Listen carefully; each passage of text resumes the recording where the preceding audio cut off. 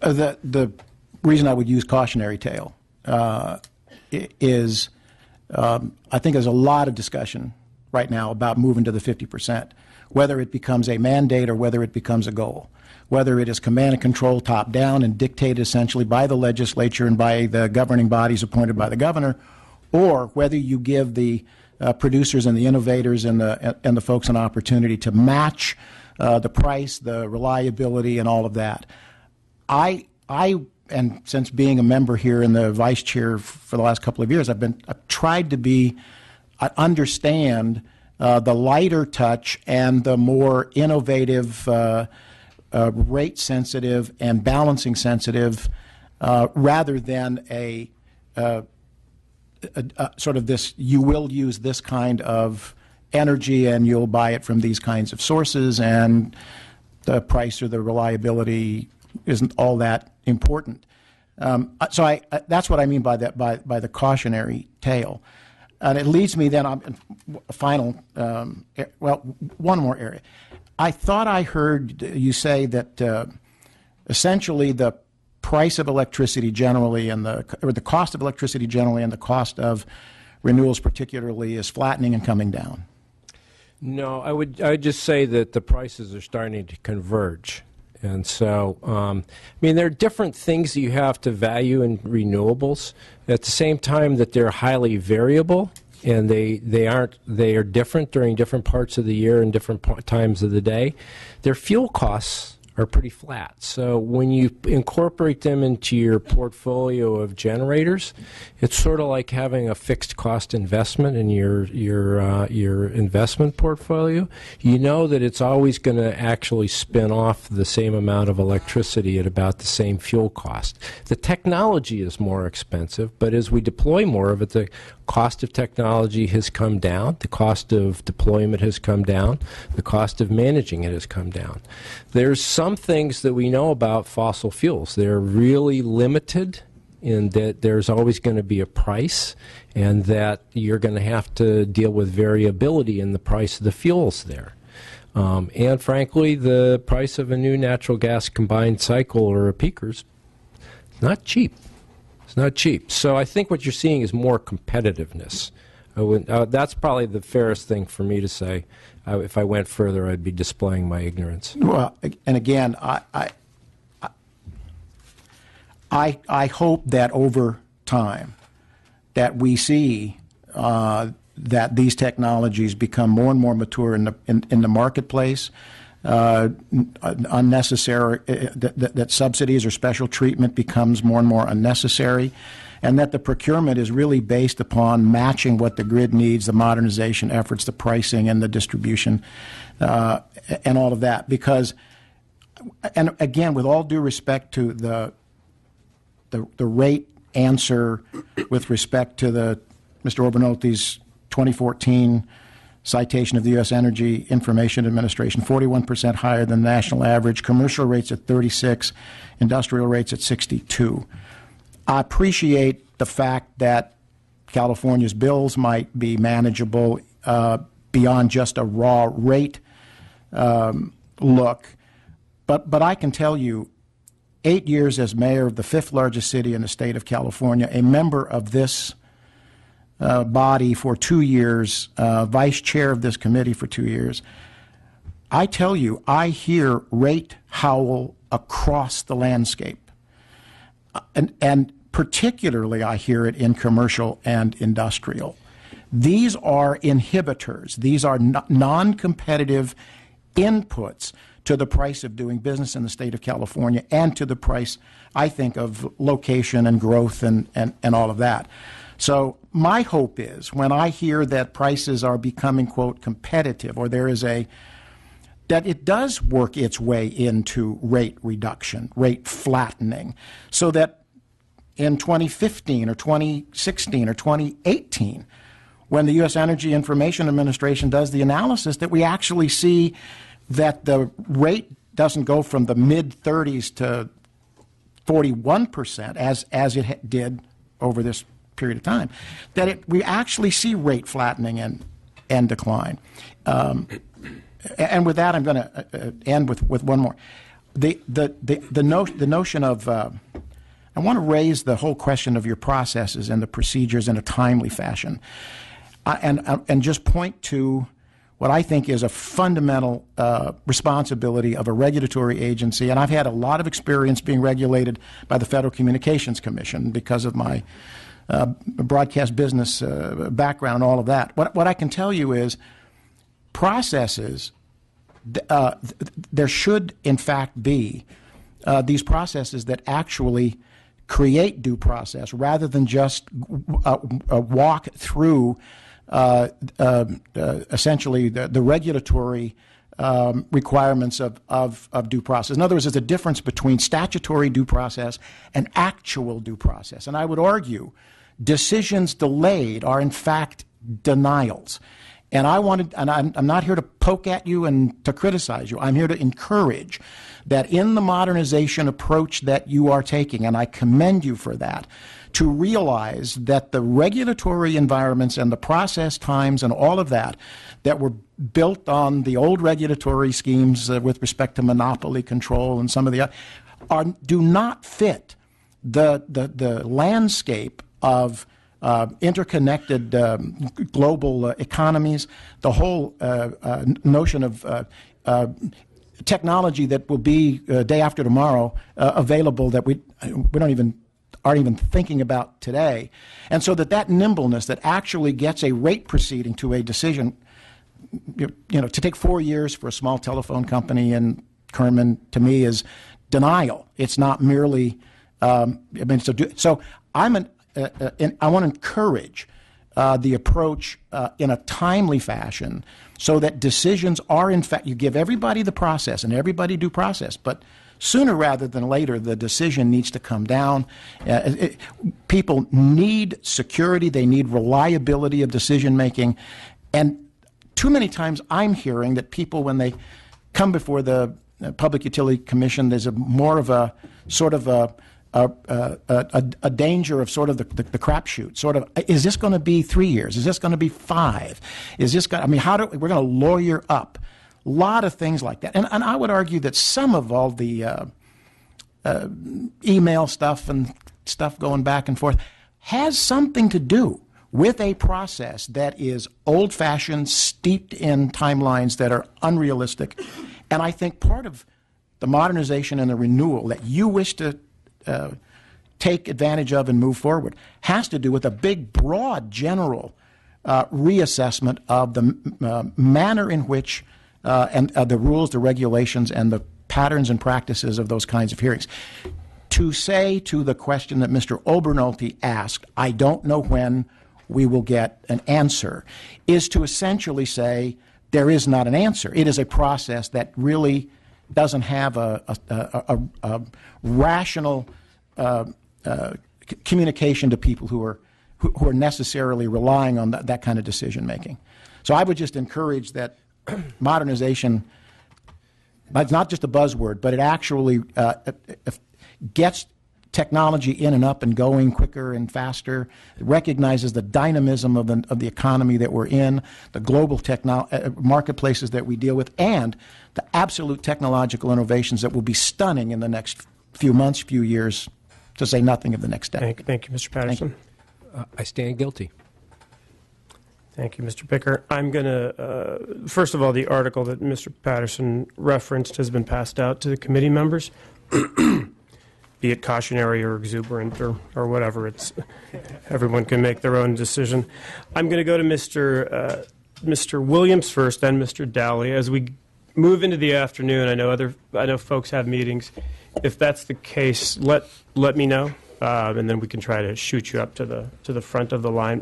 Yes, Mr. Williams? Well, I'm glad that we've returned to the good government questions because, frankly, I was prepared to ask you some important questions about the operation of the PUC.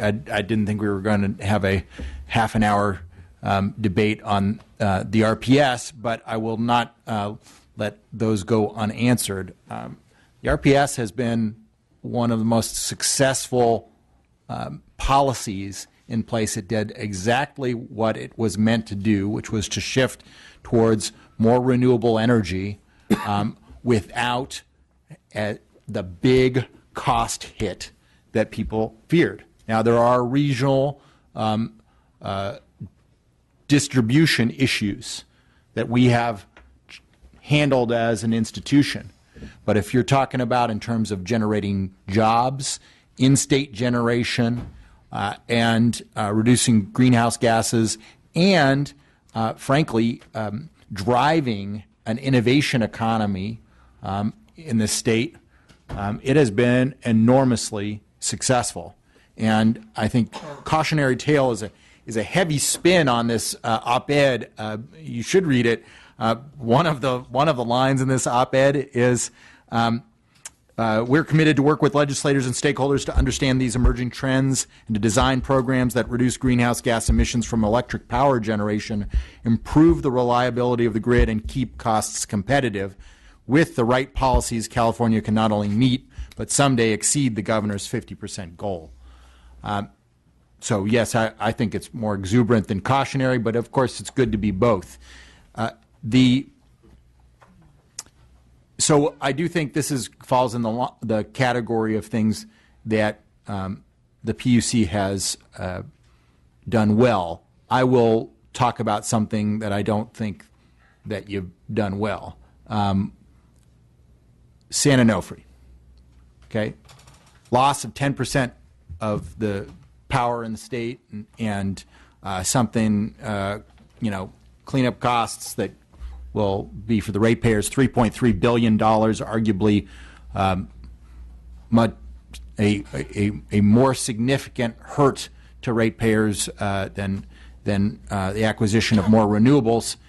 I would have thought that in that proceeding, if it was done right, that it wasn't just the ratepayers taking a haircut, but that the utility would take a haircut too. But lo and behold, we find, in the year that Songs was decommissioned, the chairman of that utility received over $11 million in total compensation, including a $2.5 million cash bonus, a $5.4 million stock and option bonus.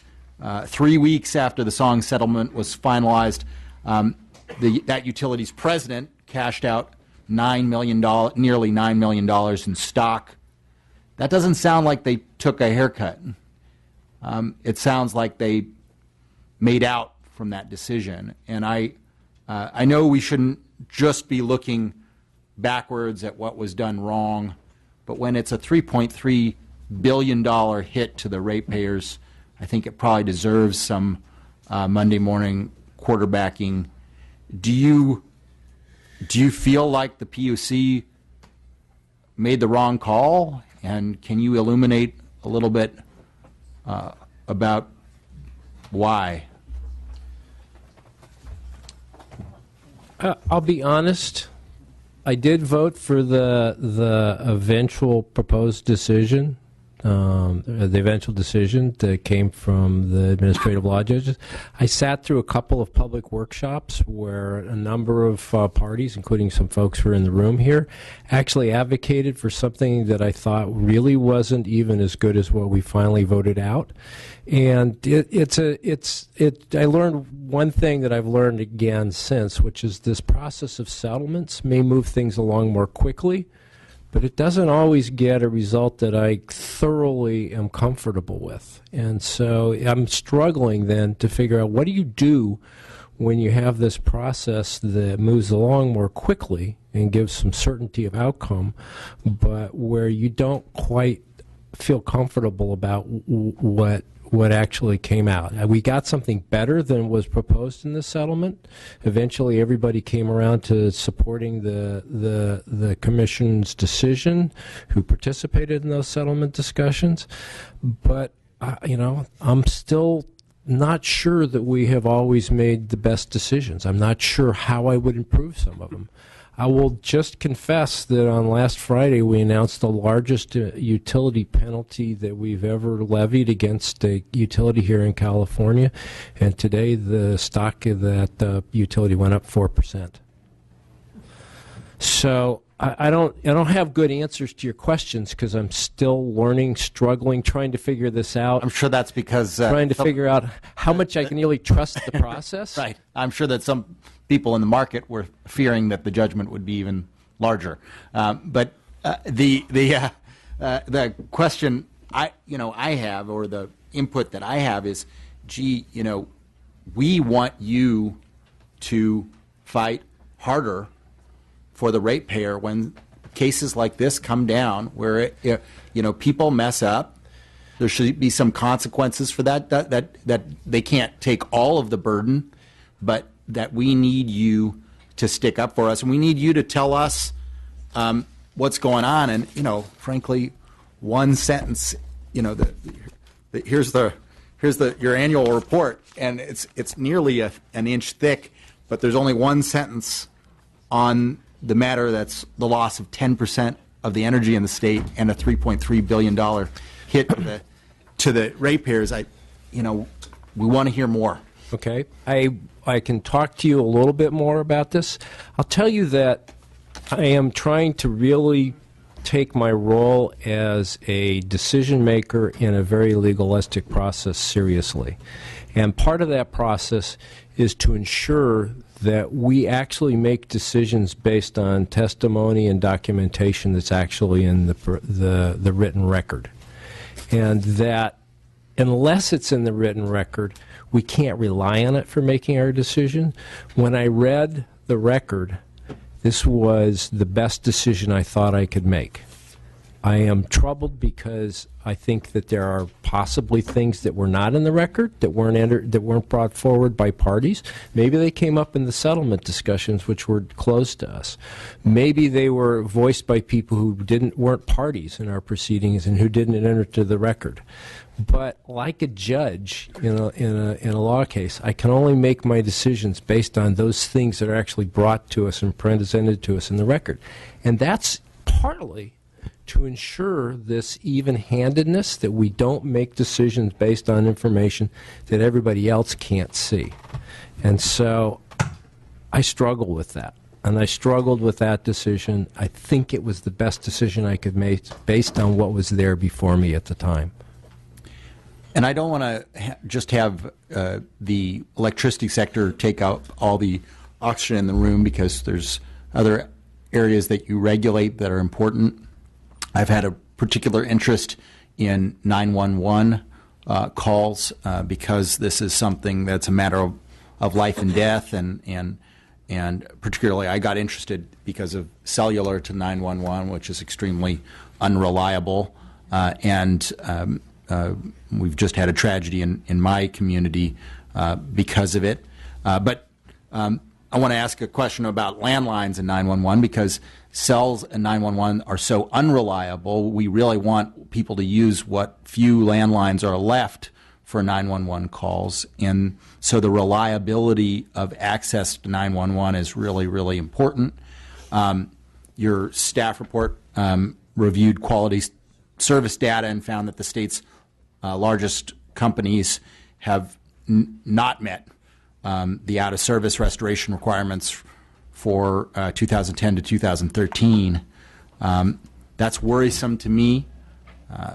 This is the most consistent, the best way that people can use 911, and we need that to be reliable. What additional steps will the Commission take to ensure that telephone service is promptly restored, and is the Commission prepared to order immediate action to restore service regardless of whether reporting criteria are met?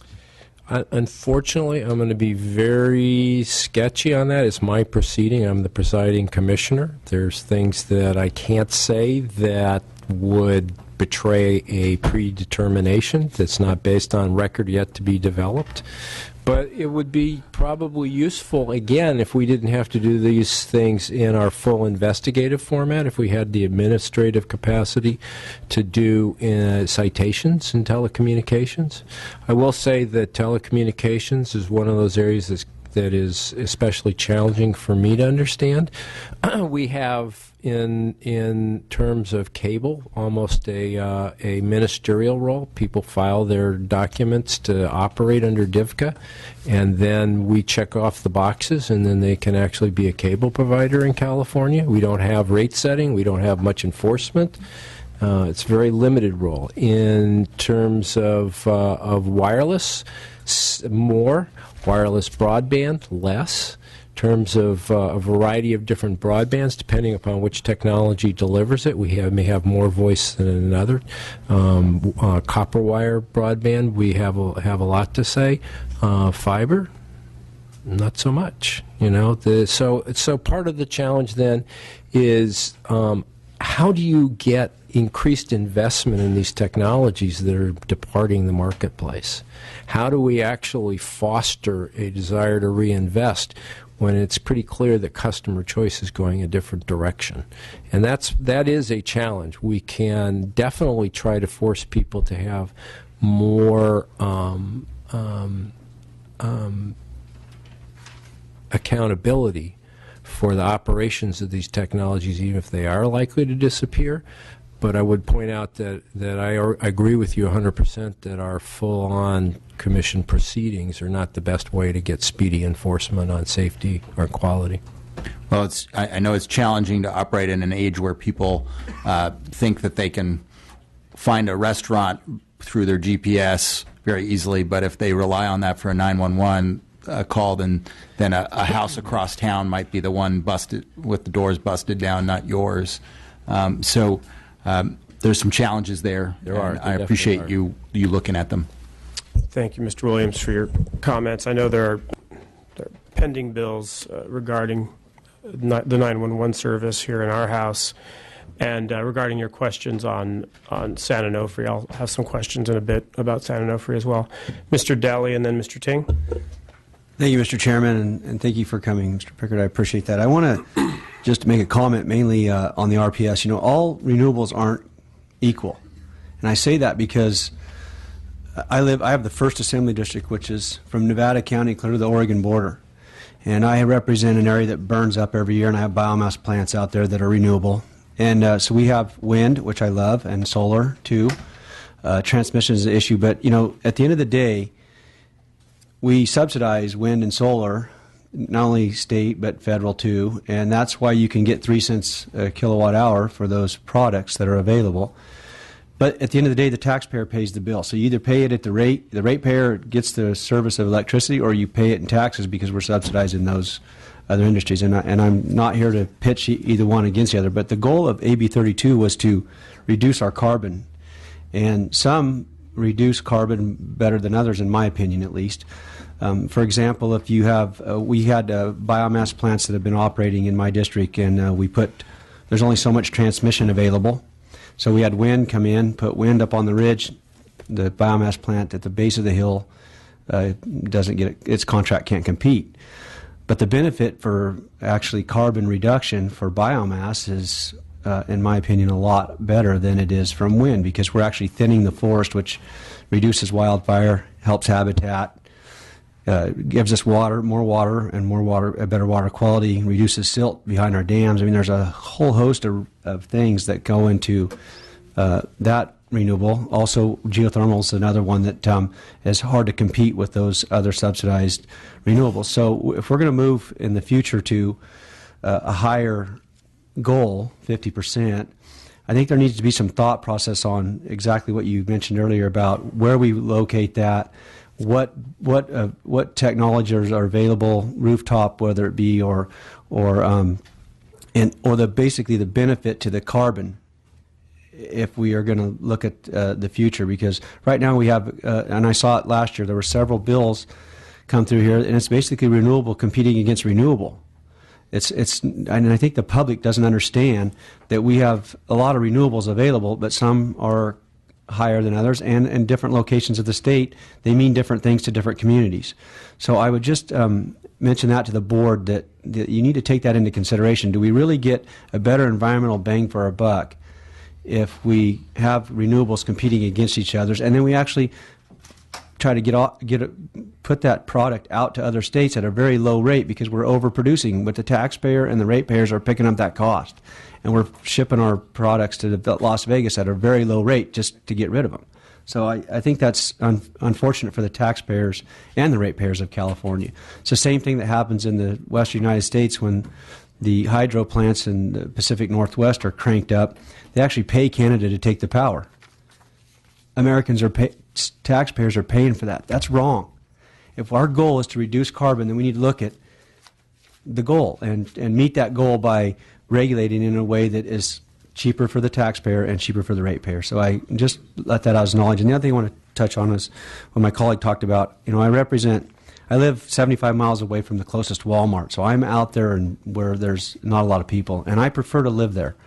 And so, but I have a dish on my garage to get my internet to work when it works, and that's okay because I choose to live there. But there are places in my district, for example, Nevada County, where we should have broadband. We could increase the job market there.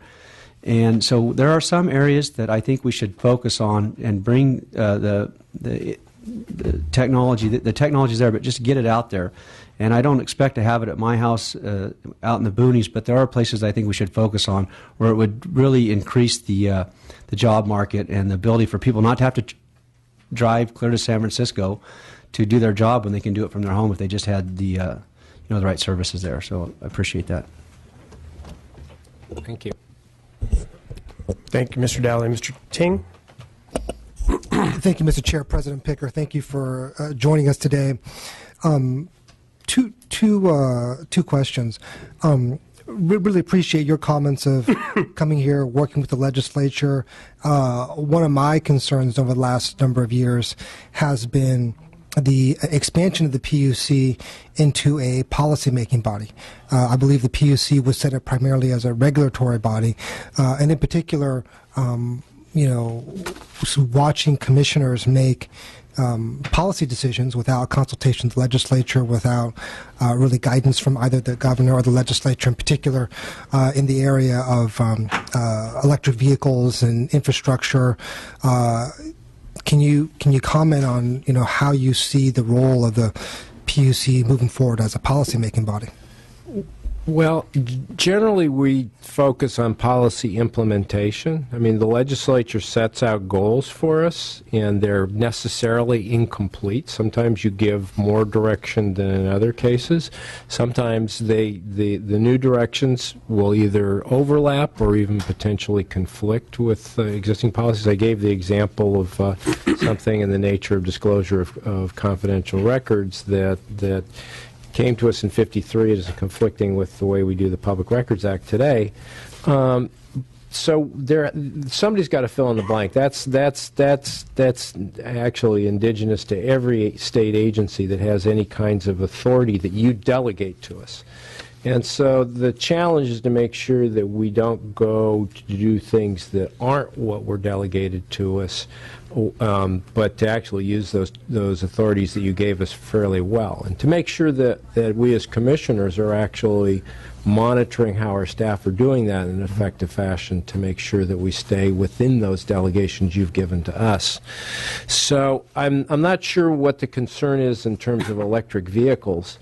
I will say that, for example, in the area of battery storage, we had pretty clear legislative direction as to where we should go. And then, even then, it took us a while to give clear direction to the utilities as to how they could actually be compensated. In that case, it's a new technology. The legislature told us they wanted to see start to become more widespread in California. The legislature was using the buying power of the utilities, the electric utilities, to actually help to jumpstart that industry, as we did with the RPS. And you wanted us to actually do it in specific timelines. So we took your direction. I think we applied it. I don't think that's where I'm concerned. I mean, you had a situation where you had an outgoing commissioner on her way out the door decide to choose who could or who could not be involved with electric car charging infrastructure. And you, as a body, are regulating entities, so you actually have a significant amount of power over these entities, and at the same time you start to shape the industry without, I mean, what I'm referring to is there is no direction, there was no please fill in the blanks, that was just an outright policy call, which now you have a current commissioner who's now dealing with those repercussions and now reversing that decision, which I think is the right thing to do. But again, in both those instances, there was no guidance, no direction, no, frankly, discussion with the legislature, and then you end up passing policy over decisions on companies that you are regulating. So obviously they're in this position where they can't necessarily oppose or say anything. So I guess moving forward, how do you make sure who's going to check that, I guess, because clearly the policymaking authority is sort of in our branch of government, and how do we ensure that those types of decisions don't continue to occur, and that we focus on the jobs that need to happen, that clearly need to happen at the commission? Well, I hope you'll help me at some future point understand more about that other past commissioners' practices. I think that there's three ways the legislature can clearly hold us accountable. One is that the Senate confirms the commissioners, and if I turn out to be that kind of commissioner, I would hope that they would let me know that I'm not going to be confirmed. Second is through these kinds of oversight discussions. So if there are current examples like that, then that would be helpful for me to know, because as I pointed out, my knowledge of all the actions of the CPUC is not even close to universal. And happy to have, and then the last place is in our budget. And so in all those places, I respect the authority of the legislature to actually set direction, set limits. And would be happy to have a longer conversation. I don't want to have to waste the committee's time on that. Okay. The other question was regarding intervener fees. These are many of the interveners are organizations that I've worked with in the past in my nonprofit days. My understanding is there's a 75-day statutory limit to resolve these cases, and clearly based on the information you provided us, we're not really within that 75 days. Can you give me a sense of your plan to reduce that backlog and how you plan to tackle it? This is something that I've struggled with since I got there. We have a process by which the legislature gave us a specific set of timelines for different kind of proceedings. You gave us some authority to extend those timelines. We in the past have reported on one hand that we're actually complying with the statutory timelines because we extend them. But on the other hand, you can look at the number of days it takes to resolve these proceedings, and I'm not sure that we've always done a good job. So as of the last commission meeting, as recently as that, all the commissioners, all five of us, agreed that every extension would come before the full body for discussion, rather than simply doing it on the consent agenda, because we want to begin to understand that and to be able to figure out how we do that. I'll also point to the work that our executive director did when he was the chief ALJ to start to make improvements there. So, Tim, I'm sorry, did I introduce Tim Sullivan and Michelle Cook, my colleagues from the CPUC? Good afternoon. I'm Tim Sullivan. I formerly was the chief judge, actually just for a year, and at the beginning of the year there was an extensive intervenor compensation queue. And basically, I did two things. We doubled the number of people working on it from 2 to 4, and we started just posting the size of the queue on our website so people could see where they are. Resources are constrained. We did the best we could. We were able to reduce it during my time by about 30%, but it's still, well beyond the statutory timetable. So I don't know what to say other than we do take those deadlines seriously, and I do hope that they'll be doing better now that, well, I guess I'm no longer really involved, but that's what I did at that time.